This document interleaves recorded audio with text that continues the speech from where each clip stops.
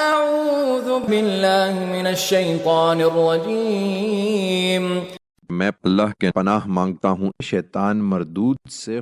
ثم اجتباہ ربہ فتاب علیہ وہدی، پھر اس کے پروردگار نے اس کو برگزیدہ کیا، سو اپنی عنایت سے اس کی توبہ قبول فرمائی اور اسے راستہ دکھایا۔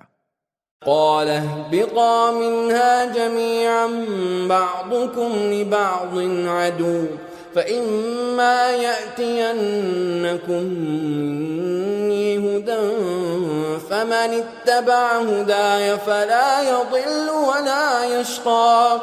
فرمایا تم دونوں فریق یہاں سے اتر جاؤ اکٹھے، تم ایک دوسرے کے دشمن رہو گے، پھر میری طرف سے اگر کوئی ہدایت تمہارے پاس آئے تو اس کی پیروی کرو، اس لیے کہ جو میری ہدایت کی پیروی کرے گا وہ نہ گمراہ ہوگا نہ محروم رہے گا۔